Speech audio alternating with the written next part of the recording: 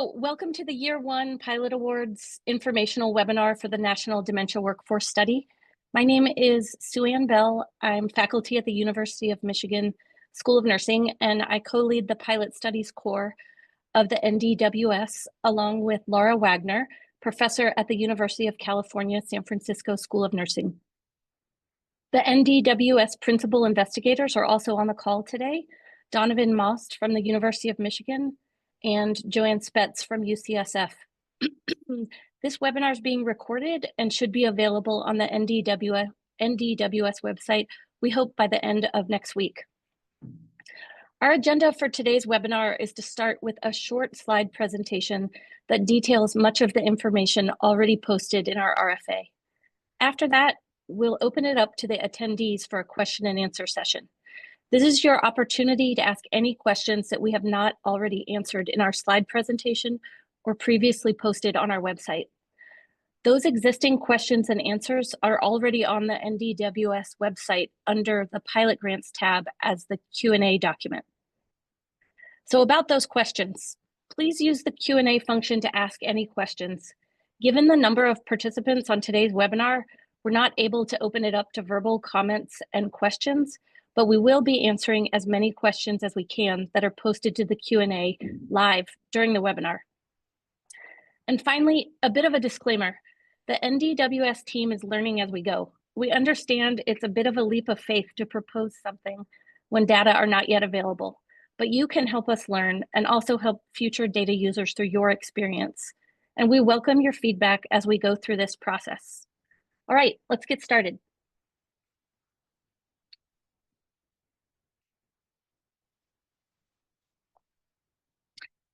I've already introduced those on the team that are here on the call today, but we have many others on the NDWS team as well that are supporting the success of the project. You can read their bios on the Who We Are tab on the NDWS website. So if you're on the call today, you probably already know a bit about the National Dementia Workforce Study, which launched just about a year ago in the fall of 2023. We're so excited to introduce this project, which represents the first large nationally representative surveys of the professional dementia care workforce in the United States. The goal of the NDWS is to identify factors that shape clinical decision-making and practice.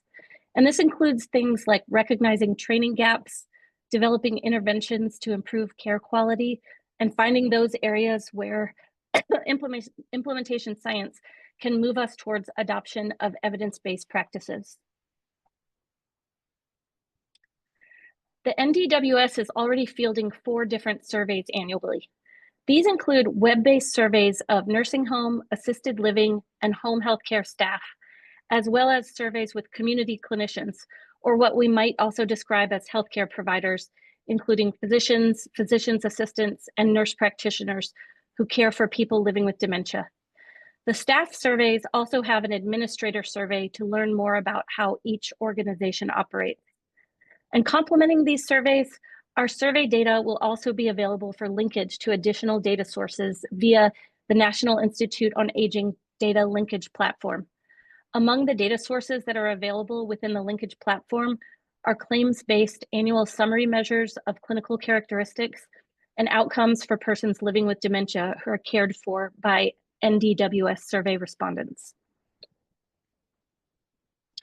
In this slide and the next few slides, we want to highlight videos available on our website under the Resources tab, where you can learn more about the NDWS, including here a description of survey questionnaire development on this slide, narrated by Joanne Spetz. And here is a video about our sample frame and data collection process for Year 1 surveys given by James Wagner. And finally, a third video where you can learn more about linked data available for Year 1 and in the coming years with Donovan Most. So let's talk now about those pilot awards. We hope to fund up to 5 projects, and our plan is to fund at least 1 award from each of the 4 survey areas. Our goal with these awards is to be there to support awardees towards successful completion of their study aims and sharing of those results. And we'll plan to do that by offering resources and support to our pilot awardees. Awards will be made up to $100,000 in direct costs, and proposals are due by November 1st of this year. Awardees should plan to start their award approximately April 1st, 2025, and our plan is to notify awardees of successful funding by early February. This first round of proposals should plan to use year one data from the NDWS surveys. You're welcome to propose use of multiple surveys, but this isn't required.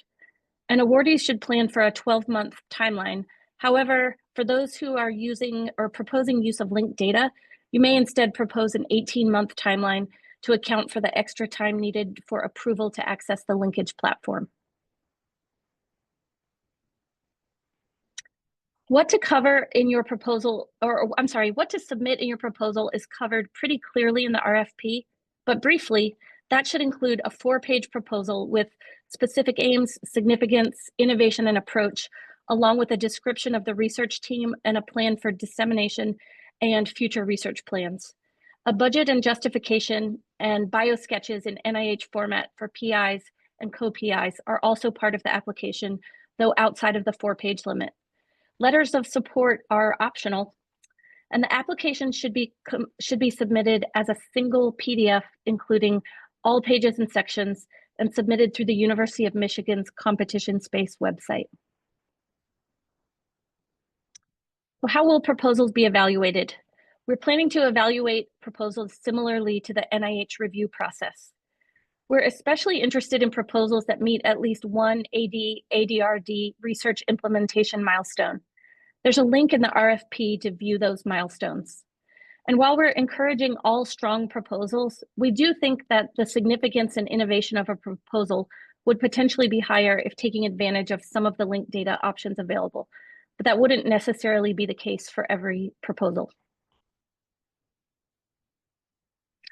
A few key things to think about for the budget, which should follow the NIH format in Form PHS 398 and also include a budget justification. Again, we expect to award projects with budgets up to $100,000 in direct costs. And we're looking for budgets that are in line with the scope of work described in the research plan. Funds can be used for personnel, research-related supplies, software and equipment, publication fees, and travel.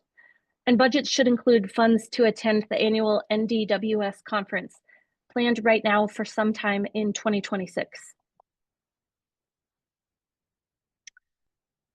So for those projects that receive funding, there are 3 main deliverables that we will ask awardees to meet. As I mentioned, we'll be holding an annual conference tentatively in 2026. And as a condition of the award, those proposals that are funded are asked to attend and present the results of their study. Next, funded proposals are expected to publish at least 1 peer-reviewed research article. And finally, because we want to learn from you about your experience with the NDWS, we'll plan to complete an exit interview with the PIs of all funded proposals upon completion of their award. Thank you so much. Now it's time for our question and answer session. Please put them in the Q&A feature if you have not already. We are ready to answer as many questions as we can, but I'm going to turn it over to Laura Wagner to get that started. Thank you, Sue Ann. And thank you, Dr. Spetz and Dr. Moust, for attending this webinar. The first question is for Donovan. Dr. Moust, is the sampling design meant to be representative at the state, regional, or national level? Yeah, first, thanks everybody for attending, and thank you, Sue Ann, for your opening comments. That was great. So the goal is that it's national for the community clinician survey and the nursing home survey in the first year. It is truly national because of the way that the sampling frame for the assisted living and the home care surveys were built, which was, I would say, sort of more manual, labor intensive. Essentially, the first year represents about 40%.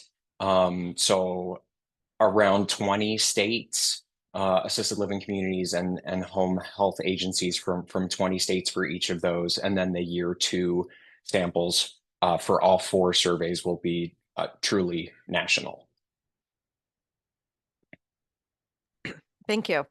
The next question is around a mention in the proposal around letters of support. Dr. Spetz, could you provide input on the optional letters of support? Should they be from team members or external researchers who can attest to the team is equipped to do the research as proposed? I think for the letters of support, what we had in mind was something akin to what you might include in an NIH proposal, which would be, we will assume that co-investigators who are included in your budget are part of your team and don't need letters of support. But if you're an early stage scholar, and a letter of support from a mentor would be helpful in terms of them indicating their support and mentorship of you in the research. And also, if you are collaborating with external organizations, a letter of support confirming that the external organization or the external researchers will indeed be engaged in the study and intend to be in a subaward with you, or whatever the relationship will be, would also be useful. I don't want people to feel like they have to go overboard with letters of support. They are optional, and they really are intended to demonstrate that there is adequate support from your own team or your mentors or your external collaborators to be able to do the work. But that doesn't mean that you need to have people say, like, you're a smart person, because we can usually figure that out from your proposal. Thank you. I also want to note to the attendees that there are several questions coming in that are already posted on our Q&A form and also within the proposal. So I will prioritize questions that require further clarification first. And the next question is for Donovan. This is a dated linkage question. How long is the linkage data request? If you can provide some more detail about that. So that's a good question, and I'll refer to Sue Ann's comment opening it up. Please bear with us, because this is a new process for everyone. So we, over the summer, got approved to be a NIA-funded project within the linkage platform. That's where all of the data requests go. What I can say is linkage is really designed for the CMS, so for linking to beneficiary level claims data or MDS assessment data.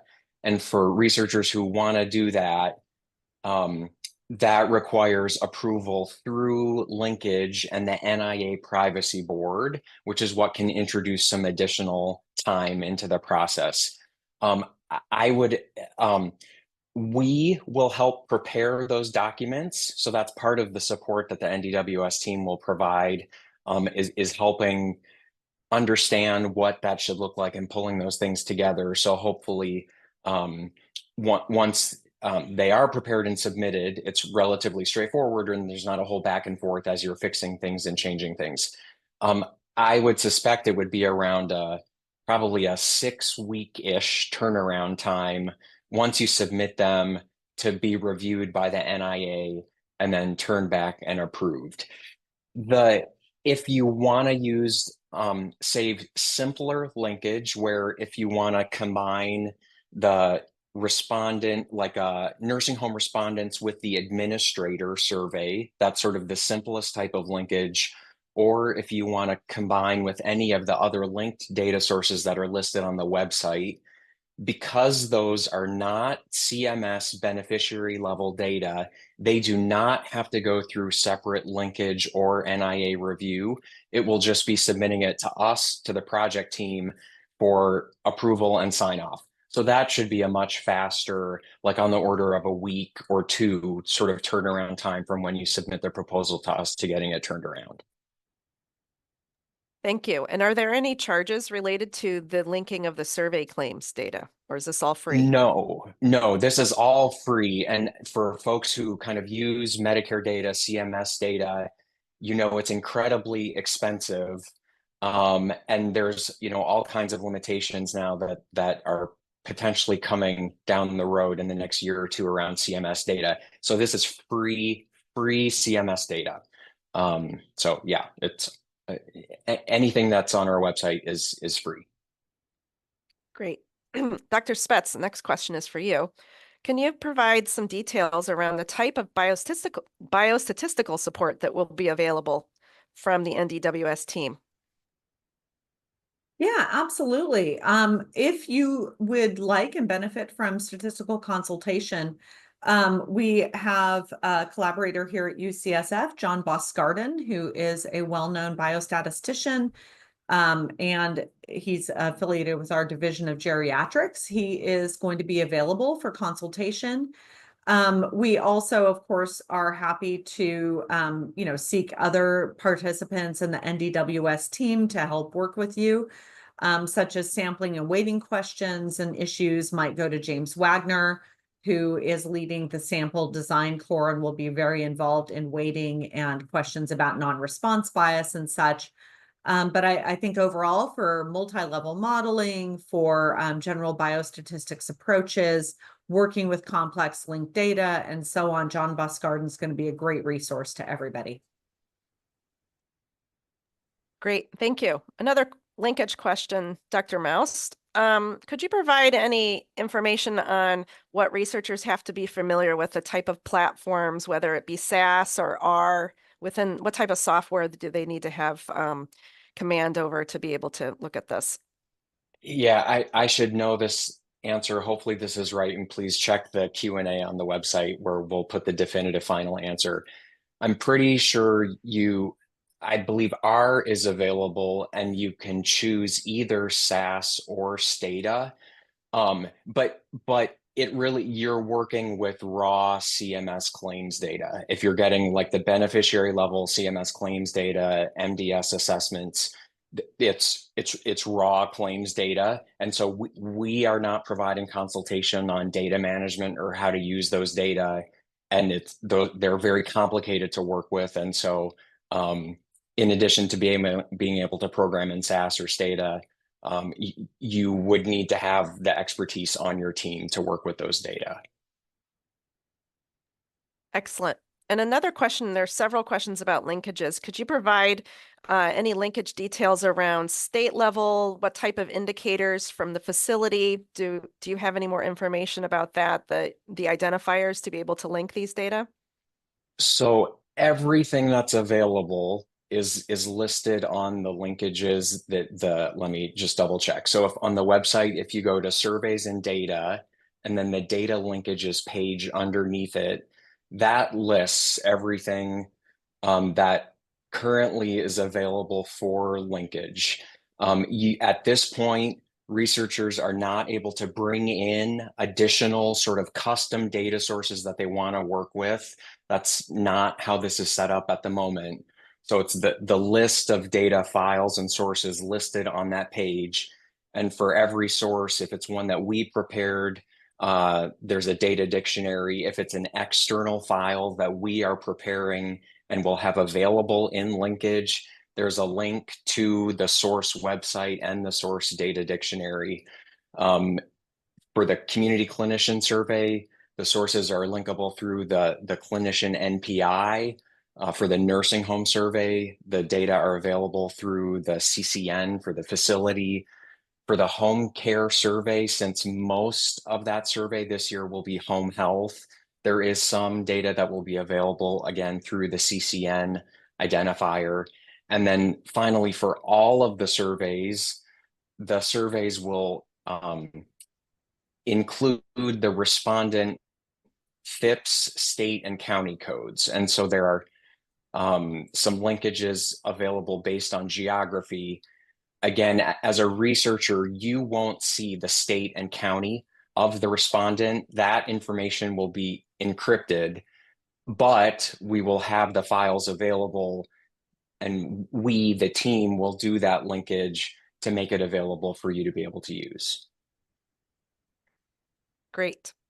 The next question is for Dr. Spetz. Could you please provide any information around publication requirements for the awardees, and also around prior permission to publishing the NDWS data? With respect to prior permission, I don't believe there would be any prior permission requirements. The expectations for anybody using the linkage platform will be that, data need to not potentially reveal the identity of any individuals, and that would be the kind of general restrictions that you would expect to find with that kind of confidential restricted link data. The public use files are designed so that there should not be concerns about inadvertent disclosure of individuals' identities. And there will not be any need for us to approve your manuscript or any such thing before you submit it for publication. Of course, we're happy to provide feedback if you would like that.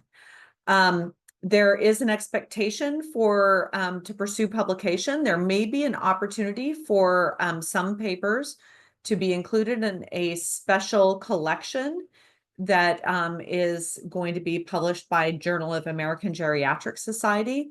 But we need to see where we are in our page numbers as the publications are coming out of these pilot awards. Donovan, any other things you'd add to that? Yeah, the only addition is that for researchers conducting projects within linkage, we are planning to do like an output review just to make sure that what the researcher is doing is consistent with what they told us that they were doing and what they were proposing in their application.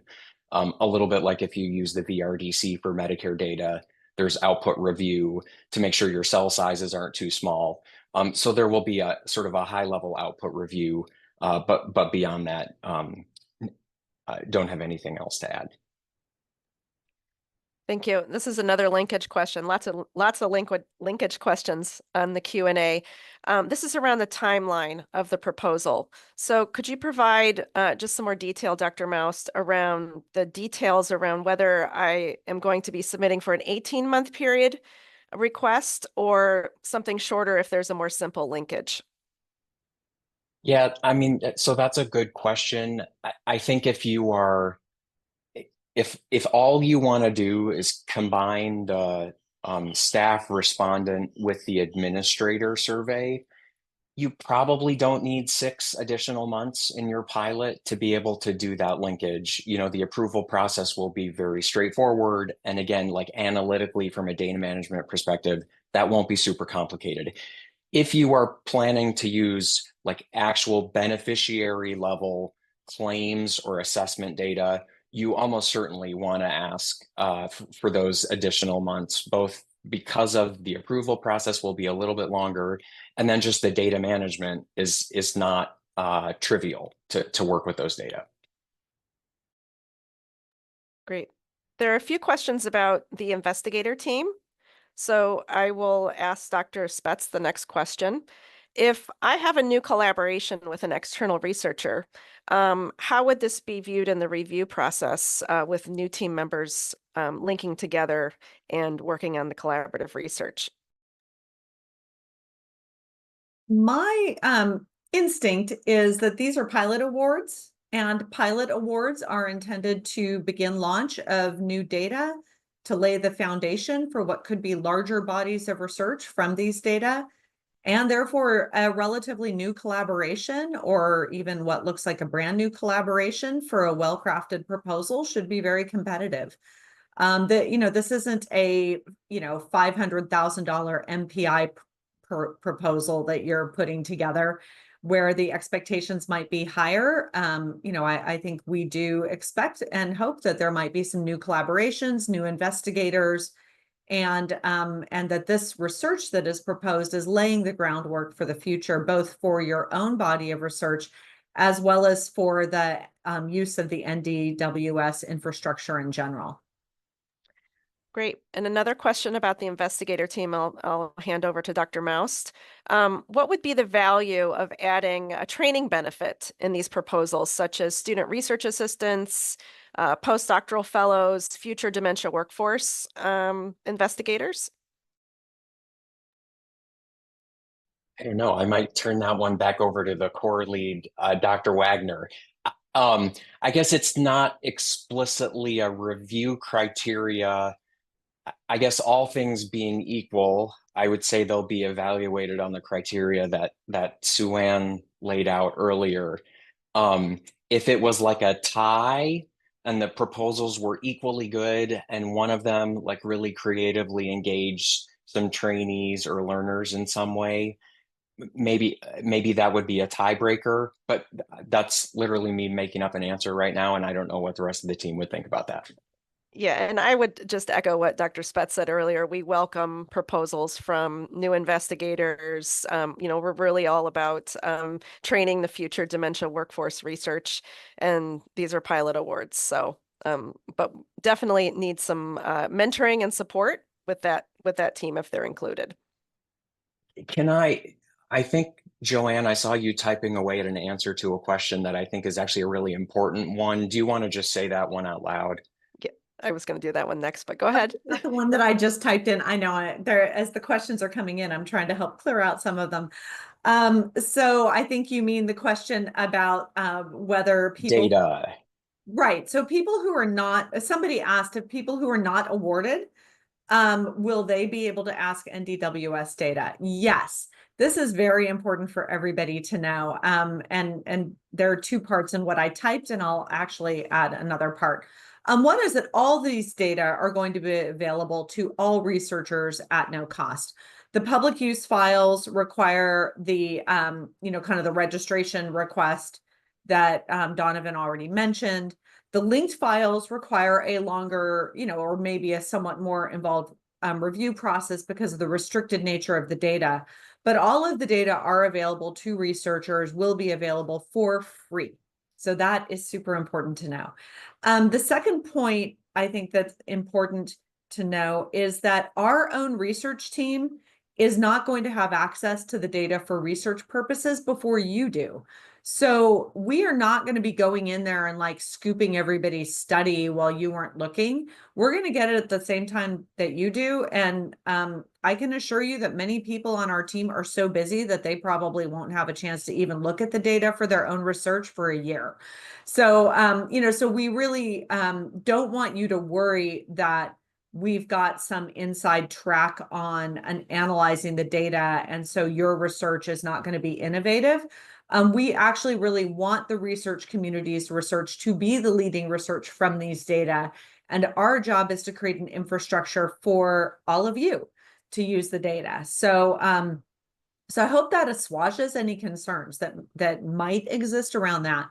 And then the other thing I wanted to note that that I didn't put in my typed response is it's not too early for you to think about your own R01s or R03s or R21s with these data.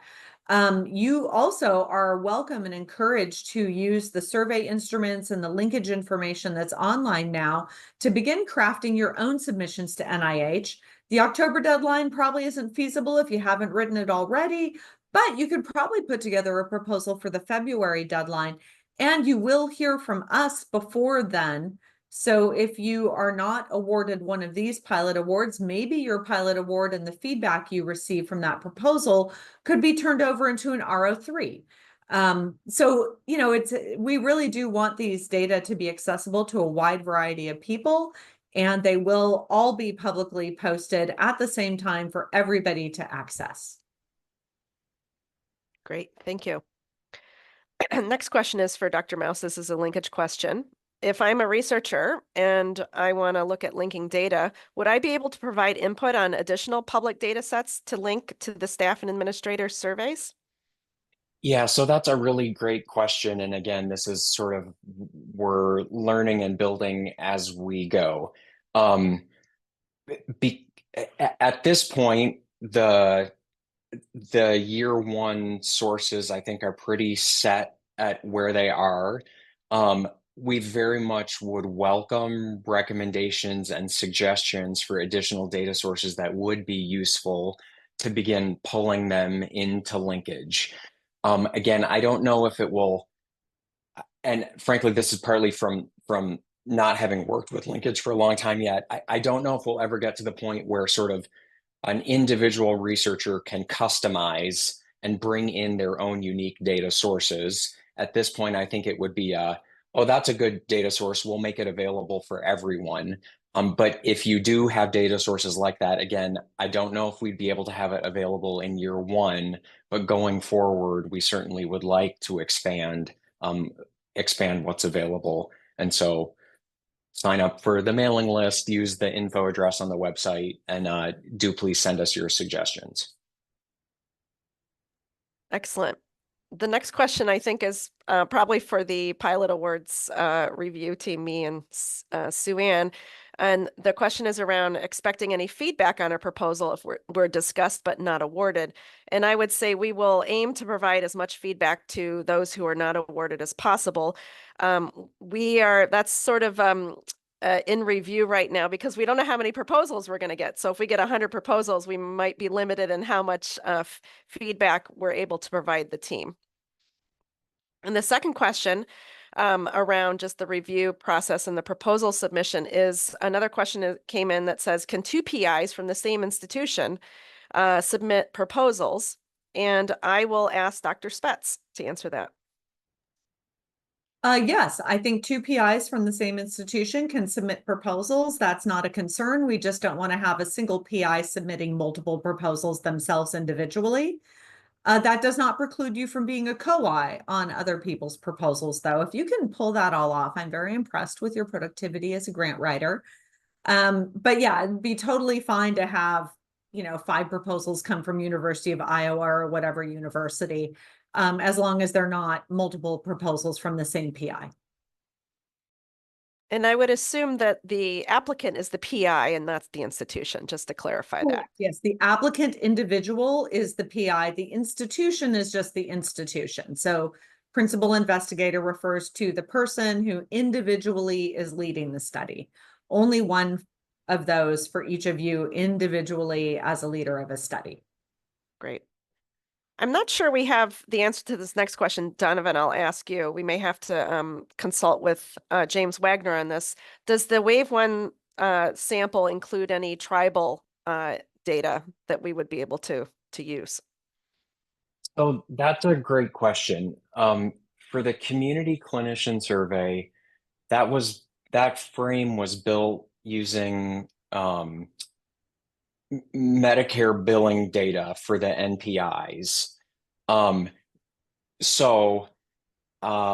that includes clinicians who have claims in the carrier file, and then also that outpatient file. Specifically, that's where you find federally qualified health centers, rural health centers, and critical access hospitals.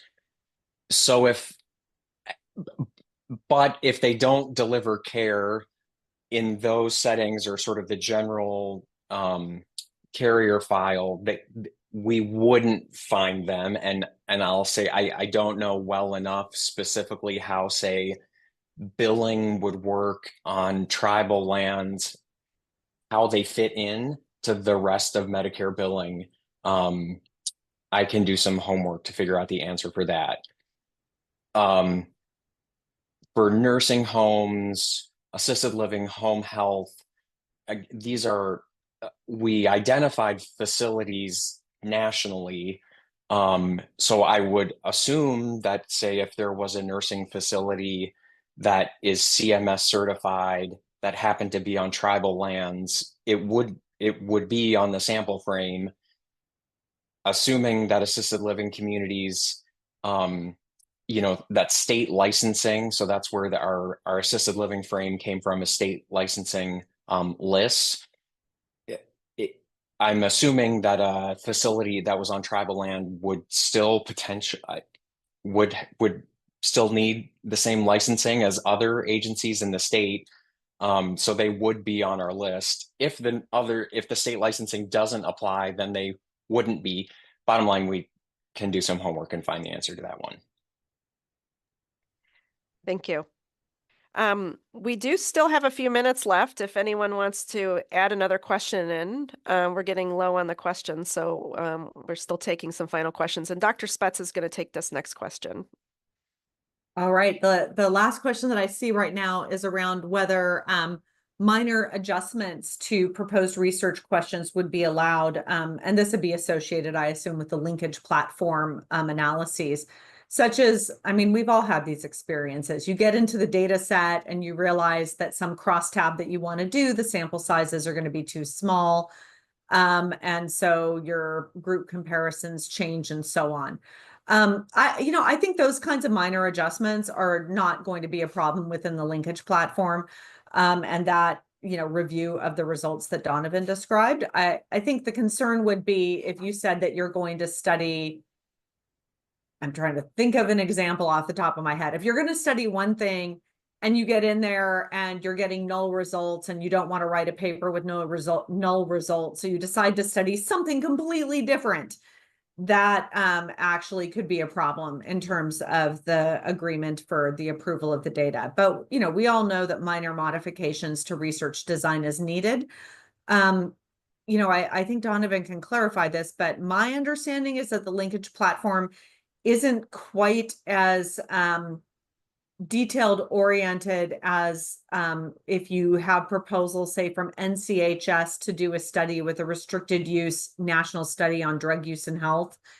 And if you make any changes to your potential tables, you're supposed to request a modification before you move forward with that modified analysis, right? NCHS is very, very detailed about what they expect. They also expect to review your journal article before you submit it, and so on. It is my understanding that linkage does not have that degree of requirement, but Dr. Most, am I wrong about that? No, that's right. So linkage, the review that linkage does is basically to make sure about the CMS data suppression rules. So if you work with CMS data, you're not supposed to report any cell sizes that are less than 11. And so literally the linkage review is they won't care what your research question is. They just want to make sure you don't have any cell sizes that are smaller than 11. When we look, we just want to say, did this person do research that is consistent with what the proposal was, or did they really get in there and they're doing some kind of like gotcha, attack on nursing homes or something like that? Like, we just want it big picture. Is this consistent with what you said you were going to do? And hopefully you're all honest and that won't be a problem. But to the original question around adjustments to the research plan, I mean, any research project I've ever done has had minor, sometimes major adjustments to the research plan. And so that's just how it goes. Yeah. I appreciate that question though, because those of us who have worked with the MEPS or other NCHS data sets using the FSRDCs, the Federal Statistical Research Data Centers, the kind of the security and oversight for those is much stronger than where we expect to go with these data. So if you have been through that process, rest assured, we will be kind of keeping an eye on things, but we're not going to ask you to send new table shells if you decide that your crosstab isn't working out. Thank you. I want to go back to a question that Dr. Spetz actually answered in the Q&A. This is around a no-cost extension option if the project period starts in April 2025. Trying to get my years correct here. And there's a conference that the attendees are required to attend as part of NDWS. Would a no-cost extension be provided? Yes, I think the expectation is that you budget for attending that conference. And if we end up having that conference in April and your grant ended March 31st, you should expect there would be no problem with an extension to ensure that you were attending that conference. Thank you. I also want to clarify something that Dr. Bell said earlier. The webinar, we're hoping that the recording for this webinar will be posted by the end of this week, not next week. So I just did want to clarify that. Are there any final questions? We have just a few minutes left. We want to thank everybody for coming. We're still taking questions on the website. If you post a question, we hope to have a answer to you within a week. And please review the other questions in the Q&A document on our NDWS website. I believe there are no other questions. So I want to thank everybody for attending today.